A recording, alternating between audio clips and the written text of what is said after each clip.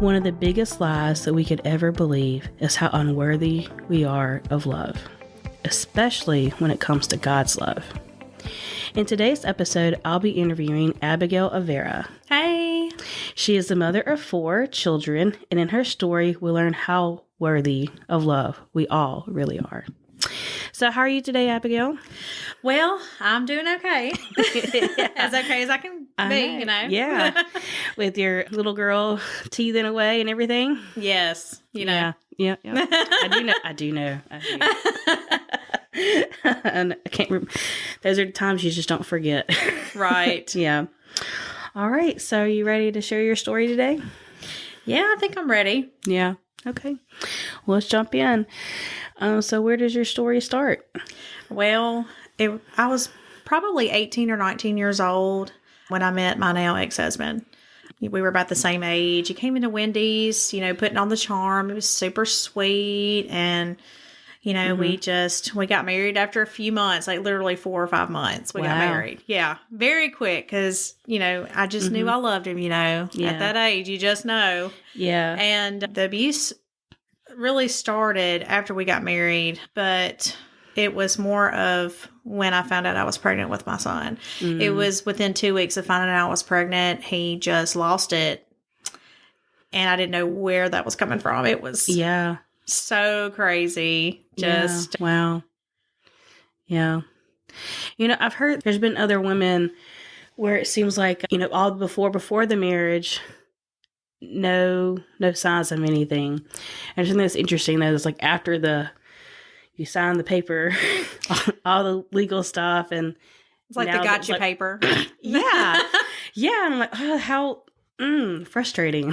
Yes. I mean, I could have looked back and seen like he literally broke a guy's nose that we were friends with, broke his nose over $20, like gas money. And I just like, oh, well, he has anger issues and he would never do that to me. I mean, there's other people. I just didn't have the example, the male role model in my life. So I just, I was like, well, that's just how guys are, They just get angry and break things, and it's just normal. Yeah. No, it's not. Brothers? My little brother is now 17. Okay. He will be 18 next month. So I had none. My father passed away when I was 2. My grandpa, I'd see him every now and then, but he really wasn't. He wasn't there. Yeah. I mean, it just. Yeah. I had nobody. My stepdad was. He was a roommate. That was about it. Yeah. So I had no role models whatsoever. Oh man. So were there any others other than the whole, he broke some guy's nose earlier? Like, is there any other like signs, like during your engagement period that maybe, things weren't the best or be the best? Well, I can remember it like it was yesterday. His parents were moving to Arkansas. Okay.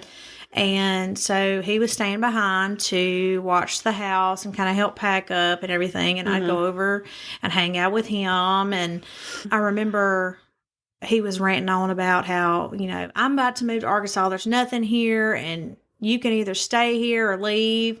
And God spoke to me in a strong, loud voice. It was, if you think in the brain, like when you're thinking about something and you hear voices in your head, like when you're thinking about things, like I do. Some people don't, but I do. And I heard the voice say, give him back the ring. Yeah. Give him back the ring. It was word for word. And I literally jumped. And I thought to myself, because I didn't have that strong foundation, I didn't really think of it as like God. I just thought it was, well, that was a weird idea. I mean, why would I say that? I love him, and why would I give him back the ring? Like, that's silly. Yeah. So, now I know that was God trying to warn me. Like, give it back. Run. Give it back. Yeah. So what were some of your motivations? Like, so you didn't, you got married, but what were some of your motivations for getting married? Well, I finally felt that love that I had longed for. And also I felt like he needed me. He needed me to love him and take care of him. And I really enjoy helping others and taking care of others. Yeah. That's part of my love language Yeah. is gift giving and helping those and just serving people. And finally feeling that love from a man, it was just, I'd never seen it. I saw my mom looking for that in men and didn't have Right. that. And when I had somebody that was showing up with flowers and taking me out, and I'd never had that before or seen that before, I just felt so special. And so, I was not giving that up.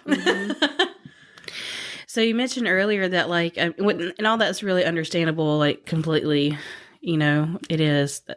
And I've done that before, when I was younger, and I think all of us girls have done that at some point, Yeah, absolutely. For sure. Yeah.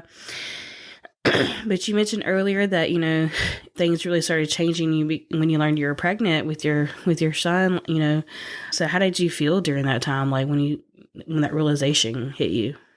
Well, in the beginning, when I first found out I was pregnant, he was even excited. Yeah. We were both excited. I mean, I just remember telling him, and I was, so excited to, bring him into the world and have mama and daddy both in the same household together. And then after the abuse started, I just felt like, well, I just kept thinking, I don't know why I thought this, but I kept thinking, well, after the baby gets here, he'll change. Yeah. After the baby gets here. And after the baby got here, it was even worse. Wow. Even worse. Got left in the hospital. It was like he looked at the baby and he said, "Oh, okay, I'll see you later. I just had emergency C-section, almost died on the table." And he just was like, "Oh, okay, well, I'm going to hang up my friends." Of course, he was cheating on me at the time. And then I got home, and the abuse started after I got home because the baby wouldn't be quiet. And it escalated. It never got better, no matter how hard I prayed, no matter anything. It just got worse. I thought that, oh, well, he'll change because we have a kid. Oh, he'll change because of this or that. And it never did. Yeah. Yeah. He had something missing within him. Yes. Yeah. Yeah. How long were you guys married? We were married for about 6.5 years. 6.5 very long years. Yeah, too long. Yeah. Too long to be in that. Too long. So what made it such a struggle for you? Like struggle within, like, to stay or to go? Well, people always ask me, why didn't you just leave? The legal system made it hard. It does. It really does. And people don't know that. I didn't know that till, I was in college and I had another friend that his mom was kind of going through something a little bit similar. Not the same deal, but no one's is ever the same. Right, yeah. But that's when I learned about our legal system and how that works. It has to be, for a lot of states, it's like at least a year. We're legally separated before you can actually file. Is that true? Like, what was it then, or has it changed? But I mean, well, it all depends on, like, if you have you can have a protective order put in place, but I mean, that's just a piece of paper. I mean, what's it going to do? Protect you, really? A piece of paper? It's not. Yeah. And yes, you have to wait a year before the divorce is finalized. And, if you don't have kids, it takes 6 months, but with kids, it takes a year because you have to figure out, like, how custody work, is going to happen. And that is just a joke right there in itself. Because without God, it would have been so much worse.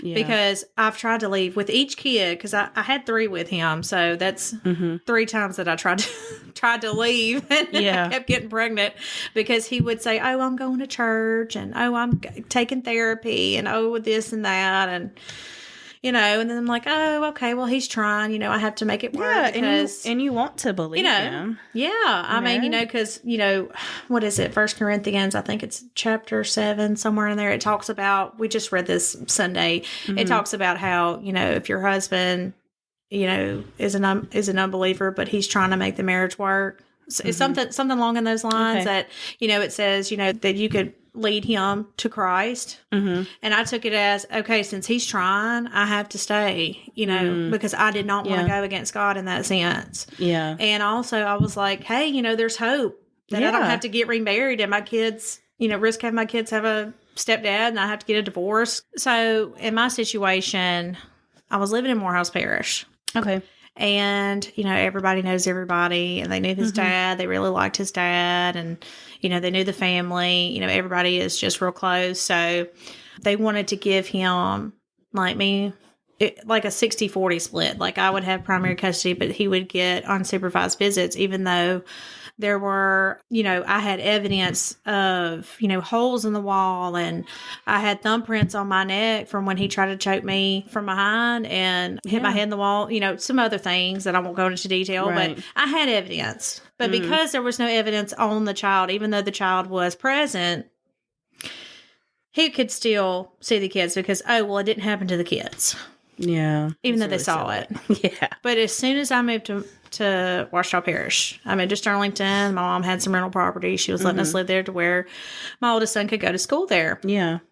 Better schools, And as soon as I got there, so much different. They said because my kids were in the home when it happened, it was 3 counts instead of just 1 count. Yeah. So, yeah. So much different. So even when, like, legally, legal system-wise, like, between parishes, it's different? Yes. Okay. It depends on the officer, the judge, all that. I think they just kind of pick and choose what they want to do, which is really sad. But I knew as soon as I got over here, but honestly, I believe it was God 100%. I mean, from what I'm hearing, I would agree, because if it is, like you say, pick and choose, only God can be really the one, like, intervening with all that. Yes. Yes. So, wow. Yeah. But it is messy. And that's something that it kind of, like, learning that kind of changed, like, some of my perspective on that, because as a child, learning about what scripture says about divorce and this and the other makes it seem really black and white. But as I got older, it's really not. And now I'm married. Oh my goodness. Yes. It's just like, there's just a lot more to it than people think. I mean, sure, there might be some people out there who are flippant about it, but I really think a lot of people aren't. No one, that's not anybody's wish. I wish to be divorced. I wish to be in this kind of relationship. Right, because I had a pastor I tried to get counseling with in Bastrop. And bless his heart, he wasn't, used to anything like that. He didn't know how to handle it. He said, just to try to work it out. I kept trying to tell him like I was being abused. And it clearly says in the Bible that, if there is abuse involved, which I didn't know that because I didn't study my Bible at the time, which I should have, because I could have left way sooner. But, it clearly states that part of it, that, you can be divorced with that. You can leave. Yeah. Yeah. So had I known that, but I didn't know because I didn't, like I said, I didn't have that firm foundation. I didn't have that example. Yeah. I grew up in church, sort of, but when you have people telling you can't get divorced because marriage is for life, it makes me scared to death. Yeah. Because I don't want to displease God. Yeah. Yeah. Because he comes first. And then on top of that, all the other things we just talked about. Yeah. So what were some things that, like, were scary for you other than just, like, for your own self? Like, what were some other things that caused you fear? Well, besides, the thought of me not having full custody of the kids meant he could have alone time with the kids. Yeah. And if he had alone time with the kids, he'd have access to abuse them without me there. And I would rather receive all the blows. He did his best not to leave a mark, but he would do pressure points to make me pass out. I've been headbutted. I've been choked out. I've had a knife to my throat. I've had things thrown at me, but he tried his best to make sure not to leave a mark. But I did not want my kids to be left alone. Because at least I could say, okay, baby, go hide in your room. Okay, go hide under the bed. I'll be in there in just a minute. Yeah. And I could get his attention on me instead of on them. And, essentially I felt like I was saving them. I was protecting them by staying. Yeah. And when you don't have that 100% assurance, you don't want to leave. Yeah. And that's what people don't understand is that when you don't know 100% that your kids are going to be safe, you'd rather just stay because at least you'll be there all the time with them to protect them. And like you have that support that's there to, be that safety net. And when you don't know, like you said, yeah. You can only fight what you know. Yeah. So, yeah. Oh, man. I think you mentioned to me before about, like, you might have had some panic attacks at some times. Like, can you tell us about that? Oh, my gosh. They were so bad. Even after, leaving because So the night he got arrested, it was really rough. It even made the news. It was so bad. Oh, wow. He chased me. There were so many things that happened, but the first thing that happened was he kicked the door open and it hit my 16-month-old.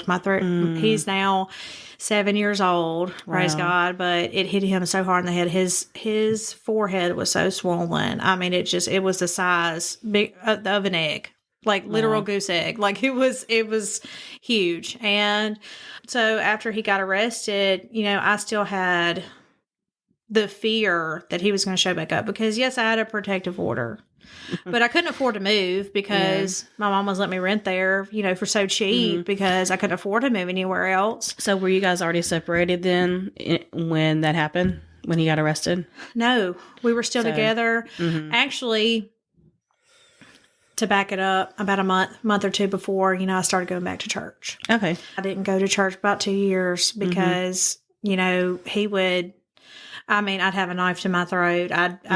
He'd be in my face intimidating me saying, that I'd better smoke with him, illegal substances.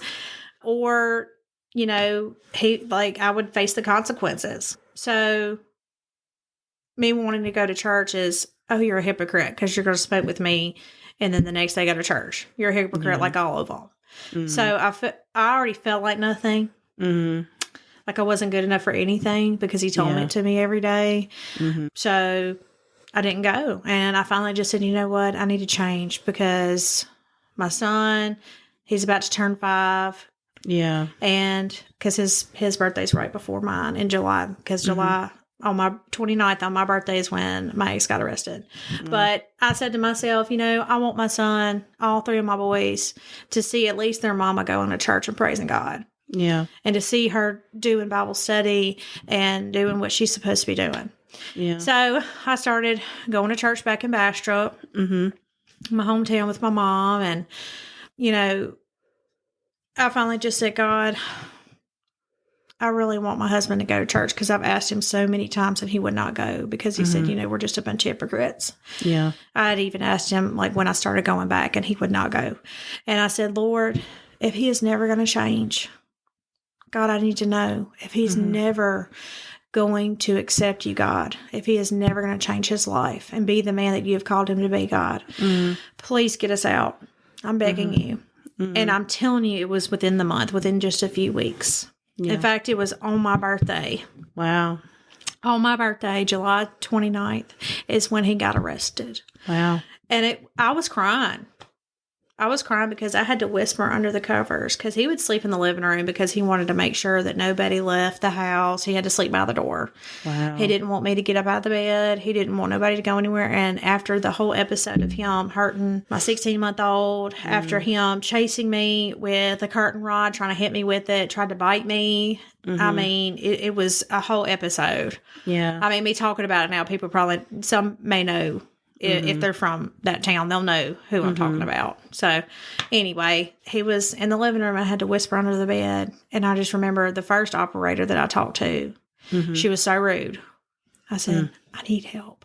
I was whispering, I need help. Please send help. She was like, you're going to have to speak up, ma'am. So I hung up. And I called back again and got a new dispatcher. And I was like, please help me. I can't talk. And she got the hint. Yeah. She said, okay, I see your address. Can you tell me your address?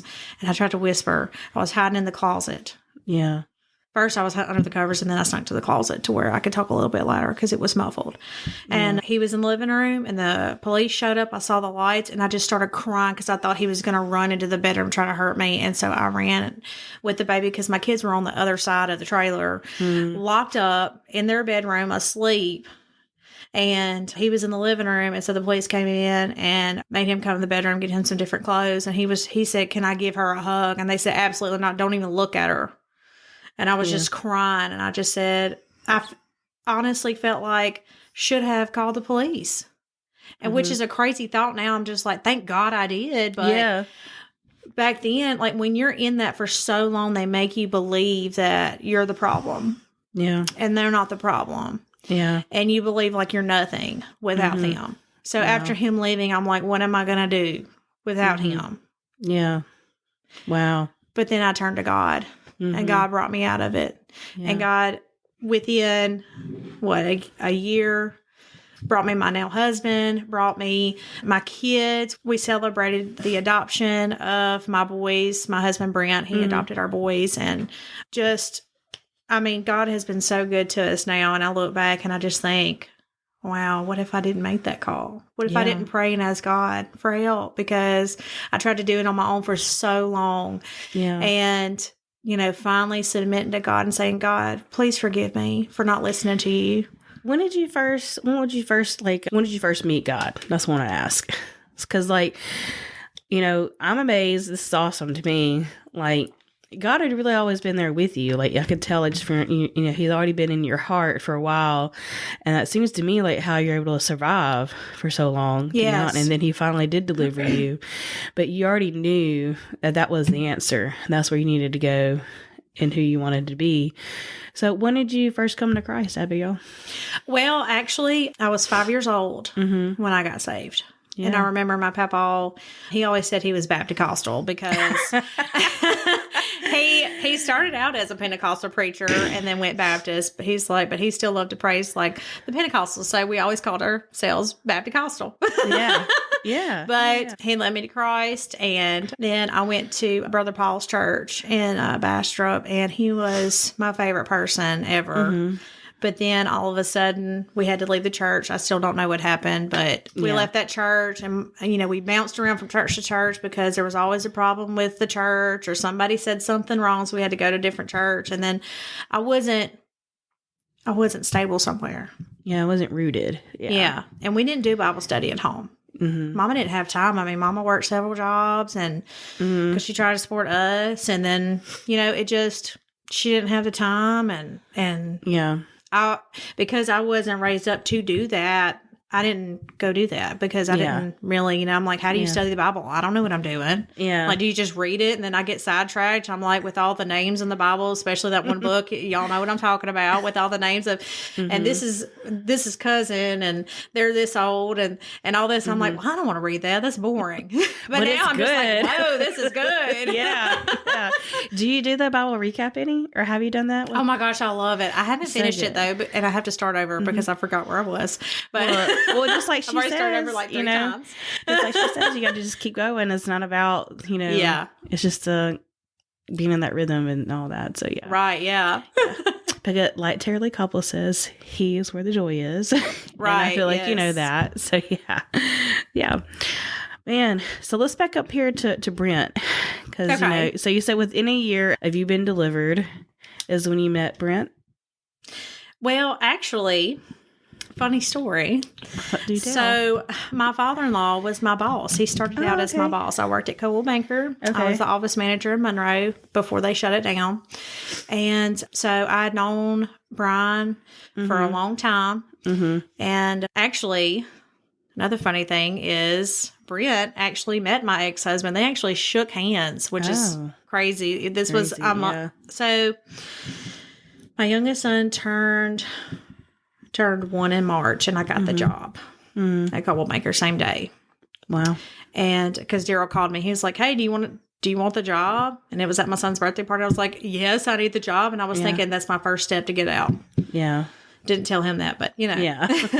Meeting Brent though, I met him. He'd come in and out of the office every now and then to go see his dad, or he'd hand me papers, and I didn't really look at him because I was married. Yeah. And then, but he would come in sometimes, we would talk about God together. Yeah. And I started thinking, oh, I really like him. But I was like, no, I'm married. I cannot look at him. That is cheating. So I just kind of turned around, went to my desk. But we talked about God so much, just as friends. And he didn't look at me any kind of way. And I didn't I stopped looking at him any kind of way. I was praying. I was like, Lord, he is so attractive because of the way he talks about God. I loved it. And, after the divorce and everything, I was actually talking to Brian and my mother-in-law, Tessa. They were sitting in the office together.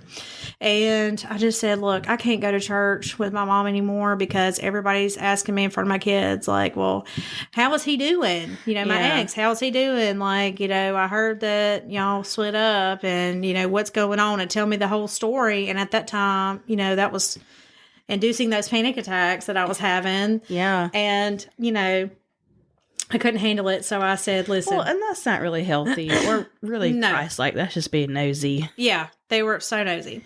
Well, anyway, so I was asking Brian and Tessa, I just said, I'm just trying to find a church around here. Where can I go to church? And Tessa jumped and she said, you should go to church with us. And my father-in-law just looked at her and just said, like, he was cutting them eyes like, I don't know. Cause, we work together. Like, what if she don't like it? Or had some kind of issues, go spreading stuff around the office. I don't know. You can tell by somebody's eyes, like what they're thinking. Like that. I think that's what he was thinking. I don't know if he was, but I think he was. You should ask him later. Right. He probably was. He's probably like, I don't know about this girl. But anyway, so went to church and then I saw Brent and I was like, he was up on stage and playing the guitar because, he's our worship pastor over at Shinny. And I went to church there for a while. I started in February of 2019.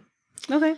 And then a few months later, I got rebaptized because, I know that's something, you get baptized once, it's not over with. But I felt like getting baptized again for me was like, I'm for real this time.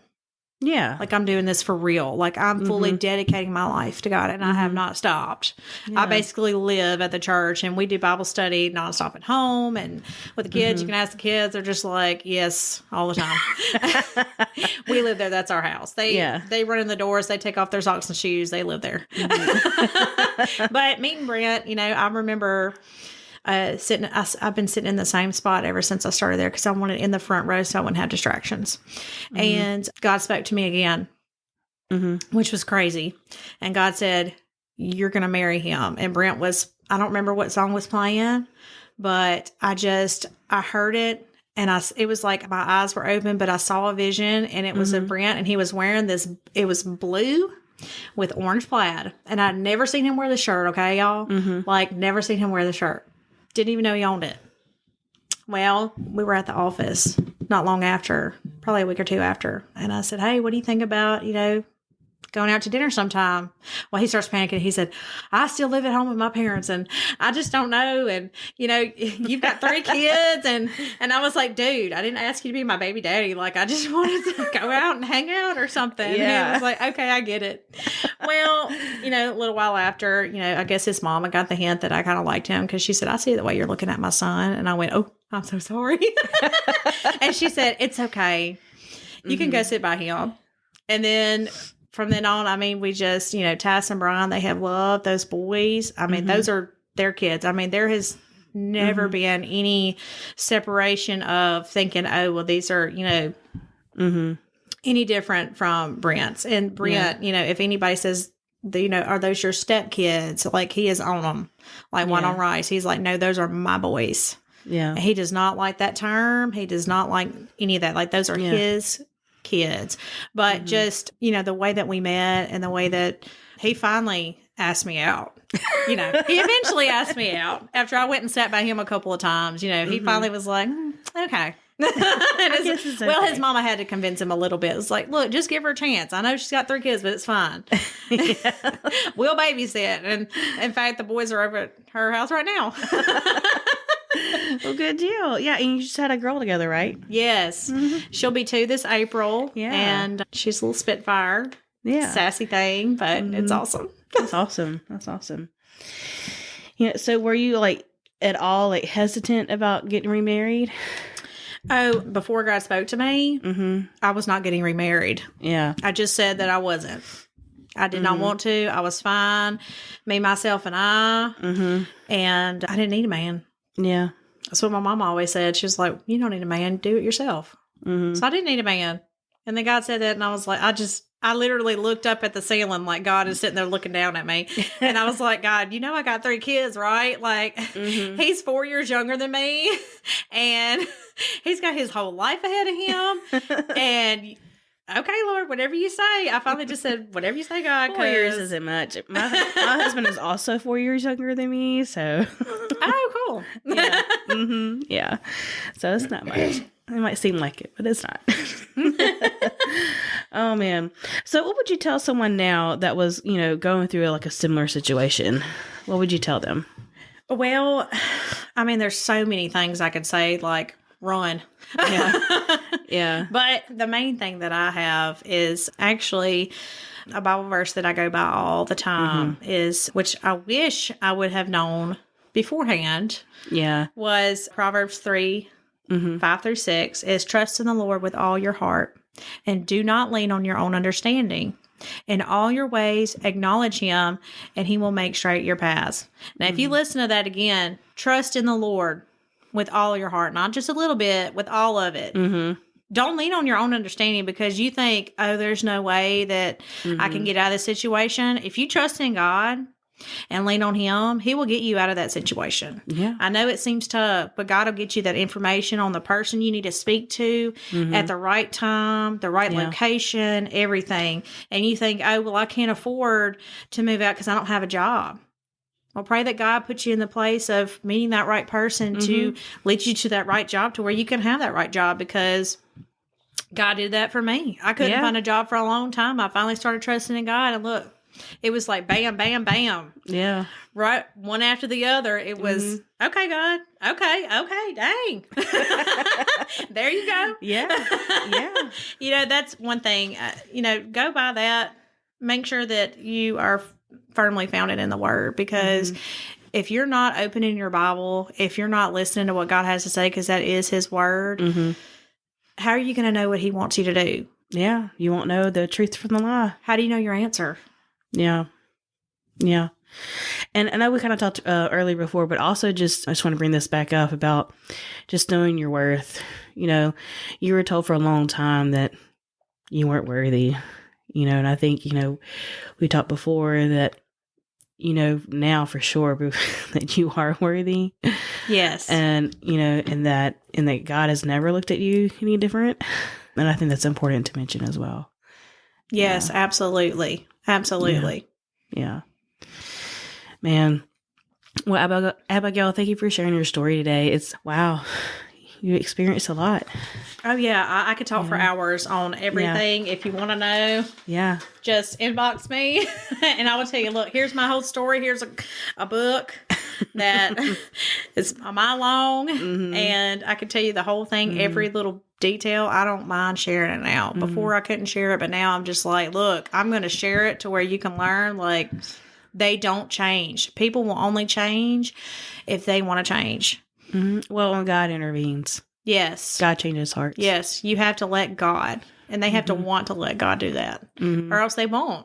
Yeah. You can't pray them out because they have to say, okay, God, themselves. Yeah. Yeah.